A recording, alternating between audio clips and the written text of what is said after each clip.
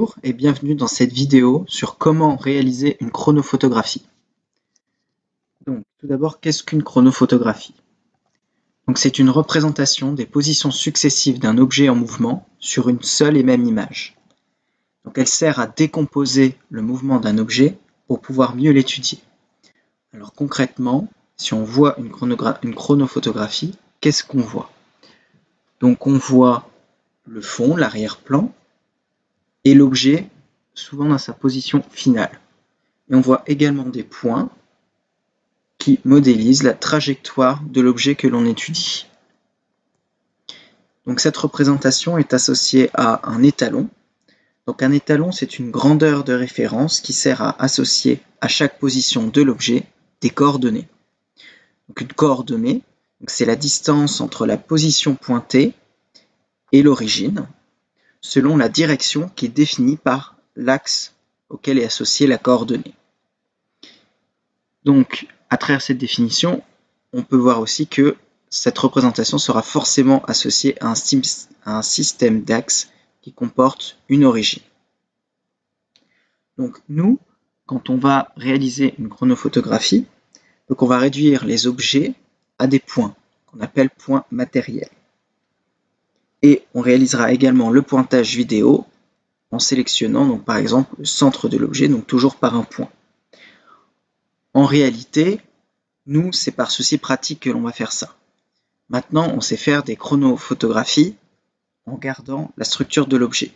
Donc, en voici deux exemples donc, dans le milieu sportif.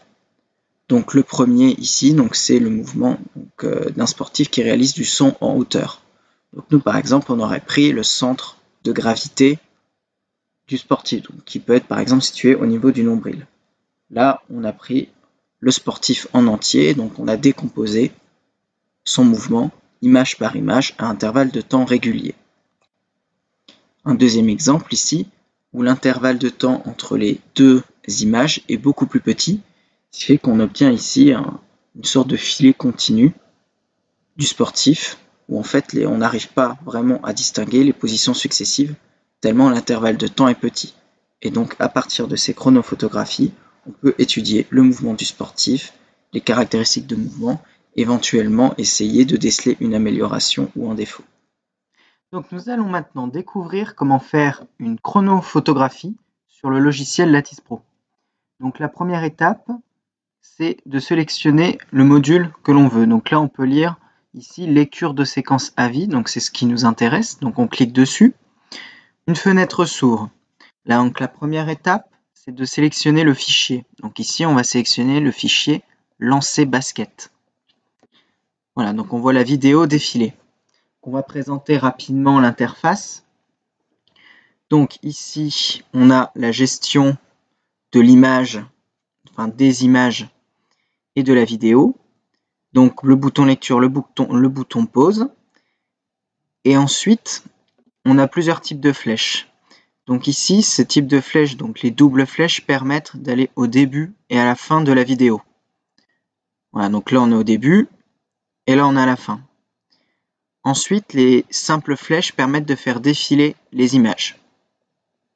Donc ici, on peut voir qu'on a 25 images par seconde, ce qui nous donne le temps entre deux images. Ensuite, à droite, nous avons les paramètres. Donc le premier, c'est la sélection de l'origine. Deuxième, de l'étalon, donc qui sont les deux étapes que l'on verra juste après. Ensuite, le sens des axes. Et deux petites choses ici, donc c'est soit une sélection manuelle des points, soit une sélection automatique des points. Donc nous, on utilisera principalement la sélection manuelle des points, grâce au curseur qui est juste ici. Donc nous allons retourner à la première image et nous voyons qu'il y a un étalon. Nous allons appuyer sur sélection de l'étalon. Nous allons cibler avec le curseur le haut de la flèche, puis le bas de la flèche. Voilà, et donc on indique ici 3.05 pour 3,05 m. Ensuite, donc comme on voit au début, le lancer n'est pas vraiment démarré. Donc ce que nous allons faire, c'est que nous allons placer l'origine à cette image-là. Donc pour cela, on peut prendre n'importe quel point. Ici, nous allons prendre le centre du ballon à l'image numéro 2. Et donc maintenant que nous avons vérifié le sens des axes, nous allons appuyer sur sélection manuelle des points et réaliser le pointage. Donc on essaye de se placer à peu près au centre du ballon. Voilà, et on réalise ça jusqu'à ce que le ballon soit presque tombé dans le panier. Parce que s'il est tombé dans le panier, en fait, le mouvement s'arrête. Et donc, ça ne nous intéresse plus. Nous, ce qu'on veut, c'est pointer le mouvement. Voilà, donc on a un curseur qui est relativement précis, qui nous permet de faire un pointage relativement précis. Voilà, donc des fois, on le voit un peu moins bien, mais on essaye de faire au mieux. Voilà, on avance. Voilà, là, on voit que le ballon... Donc que le mouvement se ralentit un petit peu, on voit que le ballon a peut-être touché l'anneau, donc on va s'arrêter ici. On appuie sur terminer la sélection manuelle. Voilà, donc là ce qu'on a à l'image, c'est ce qu'on appelle une chronophotographie.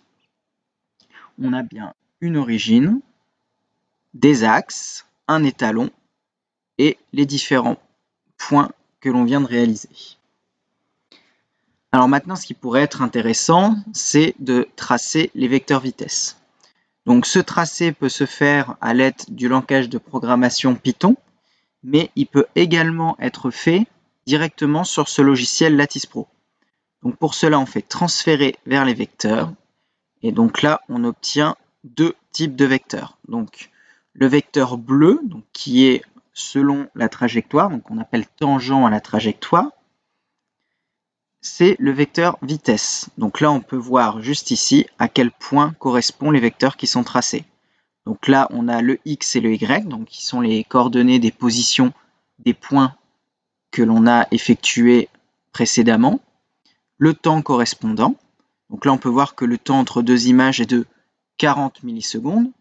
En effet, on avait 25 images par seconde, ce qui fait 40 millisecondes entre chaque image. Et ensuite ici, donc on a la vitesse en mètres par seconde avec la valeur de sa composante selon X et la valeur de sa composante selon Y, ainsi que sa norme totale. Et on a pareil pour le vecteur accélération, mais on ne va pas s'y intéresser pour l'instant. Donc ici, on peut voir que pour tous les points, on a le vecteur vitesse qui est tracé. Et donc là, pour le dernier point, on a aussi les données qui peuvent nous permettre ensuite de résoudre un éventuel problème. À l'aide de cet outil, nous avons réussi donc à tracer le vecteur vitesse à chaque point que l'on a pointé lors de la trajectoire du ballon de basket précédemment. Maintenant, on peut aussi vouloir le faire à l'aide du langage de programmation Python. Donc ce que l'on va faire, c'est qu'on va fermer cette fenêtre et en fait, toutes les données des positions que l'on a pointées ont été enregistrées dans le logiciel. Donc pour ça, on va aller sur la petite sinusoïde verte, donc liste des courbes, on va cliquer dessus. Et donc on a la liste des coordonnées X et des coordonnées Y des positions qu'on a pointées sur la vidéo. Donc pour vérifier que ces grandeurs ne sont pas vides, donc on va les placer sur les axes. Voilà, et donc là, on retrouve bien le mouvement du ballon de basket, donc le mouvement un petit peu parabolique. Voilà, et on imagine qu'il y a le panier ici. Donc pour récupérer les données maintenant, donc on peut cliquer sur tableur, et donc ici, on a les données qui sont déjà mises. Donc si elles ne le sont pas, on peut, avec le glisser-déposer, les mettre dans le tableur. Et donc là, on n'a plus qu'à sélectionner les données que l'on veut, appuyer sur copier et on n'a plus qu'à les coller dans un tableau Excel qui peut ensuite permettre de les utiliser dans un programme en langage Python.